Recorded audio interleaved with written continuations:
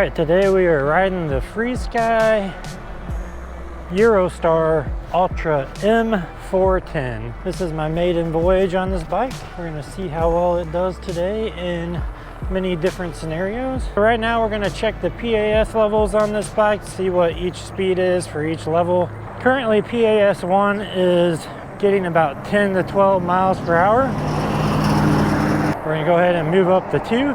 All right, now we're on PAS 2. We're getting about 14 miles an hour, 15 miles an hour. It looks like the speedometer is pretty accurate.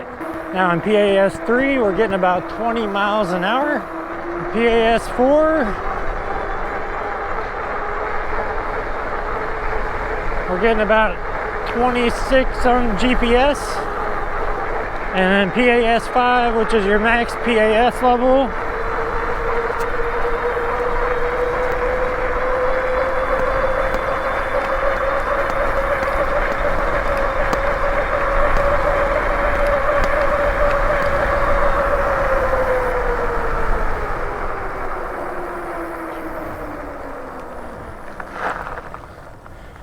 we're getting about 34 miles per hour there.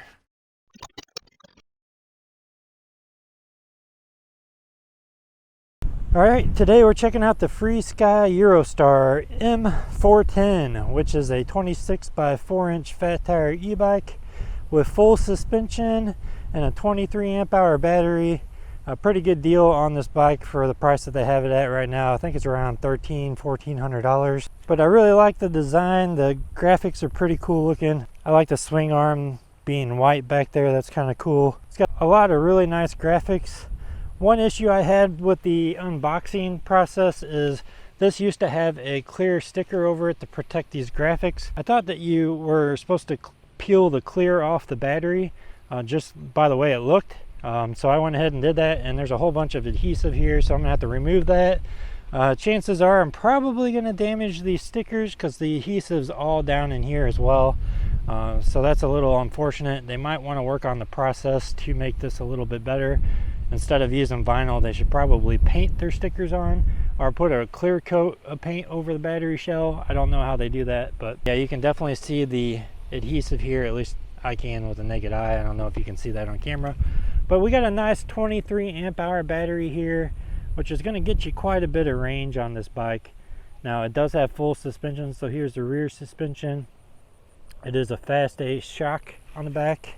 It does not say the weight limit on this shock, so I'm not really sure. I'm not sure what the weight limit is on this shock. Here's the front suspension, which is pretty nice. Works pretty well. Has a lockout and compression. Their website doesn't have a whole lot of information as far as the specs go. Now it does have some Compass 26 by 4 inch tires. This is the first time I've seen these. They seem pretty good so far. More of a off-road tread, and I've never experienced these tires, so I don't know how good they are, but they seem to be okay. Now you can see down here on the top tube there's a bunch of writing on the frame, as well as up underneath the frame it says Eurostar up there in white, which is pretty cool. I like that. And they have branding everywhere, which, you know, I don't like a whole lot of branding. I kind of think it's gaudy sometimes, but they have branding pretty much on every component on this bike, on the seat post, on the seat, on the front, up there, on the handlebars. They want you to know that this is a Freesky e-bike. Just something I prefer not to have a whole lot of graphics, but that's just personal preference. We got some hydraulic brakes on the front, which are semi-log, and these are 4 piston calipers, so they should stop pretty well on the 180 millimeter rotors there. And these 4 piston calipers are really good, especially since this bike does 34 miles an hour so far. I think it'll help stop it pretty well. And same up in the front, we have the 180 millimeter rotor and the 4 piston hydraulic brake caliper. And it has a quick release here. So if you get a flat tire on the front, you can easily remove your front wheel to repair it without having to take it apart with tools. Now there's no rear rack on the back, but it does look like they have some mounting points here. So I'm not sure if it's possible for you to put a rear rack on this, or if they even sell one. You might have the option to add a rear rack if you want one. Doesn't look like they have any mounting points for the front, so no front racks. They do have a motorcycle style headlight in the front. That seems to be decently bright. Usually stock headlights are not bright enough for just that and that only. They're more for visibility. So up here on the dash, we have some nice ergonomic grips that are locking. They do not move at all. And we have a thumb throttle up here on the left with your control panel right here, so you can power on the bike by pushing and holding the power button, and then you move through your PAS levels using the plus and minus, and then you can go through the different modes here on the screen. So it's got an odometer, a trip, voltage gauge, and a watt meter, as well as a battery graph here that shows you how full your battery is. And then over here on the right are your PAS levels. And then on the right hand side, another locking ergonomic grip over here with your hydraulic lever. And then you have a 7-speed SIS index Shimano shifter to control your gears.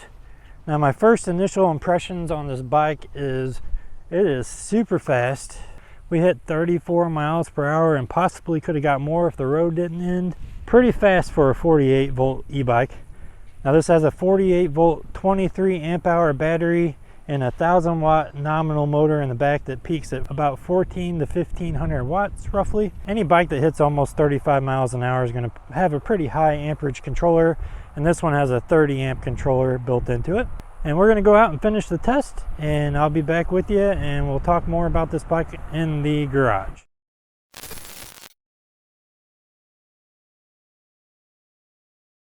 Alright, so the top speed with throttle only is 20 miles per hour. It does cut out at 20 miles per hour.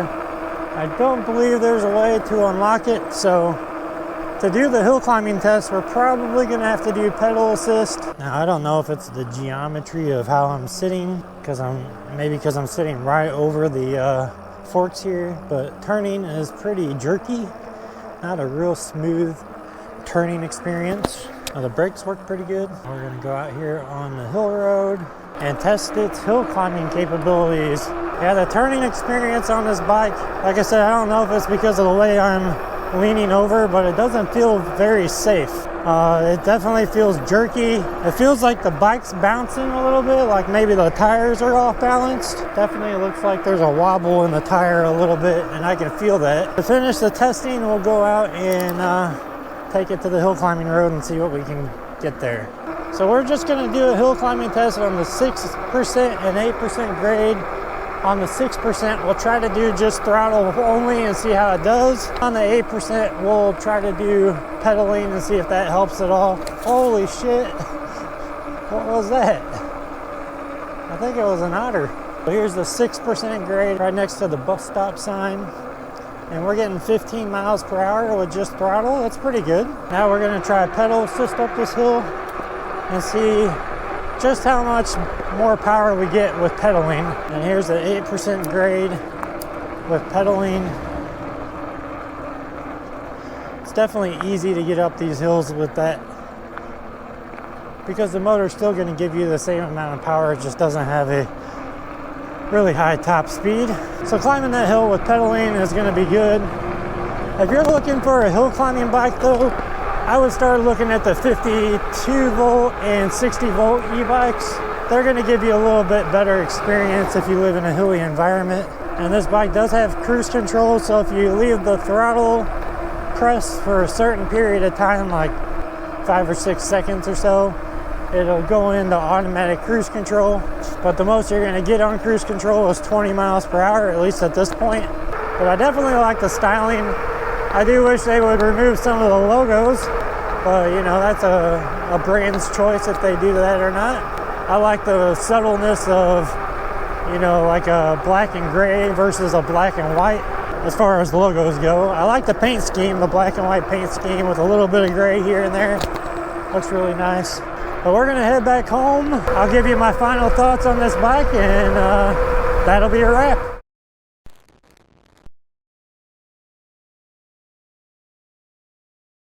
So we're back at the house. Here is the screen. Now that we're in the garage, you can actually see it. It is pretty glossy, and it is in a landscape orientation. This is something new that I'm seeing on some of the new e-bikes. They're putting the screens in landscape. I actually like it like this. I think it looks pretty cool. The color display is really nice. I like the color choices that they made on the screen. And really easy to see in bright daylight, which is surprising. The voltage after riding is at 50, so pretty close to about halfway, even though the bar graph here shows a full battery.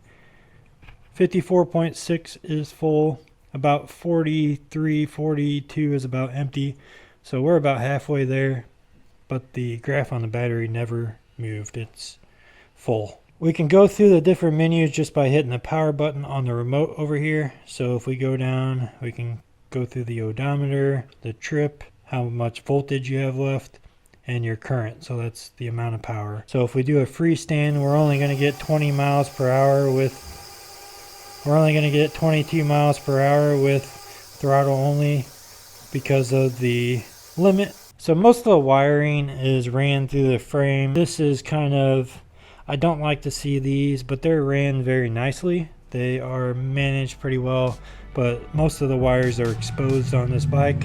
But that is the Freesky Eurostar M-410. If you guys have any questions, leave them down in the comments. Make sure you subscribe so you can see more e-bike content. And I'll see you guys in the next video. Thanks for watching.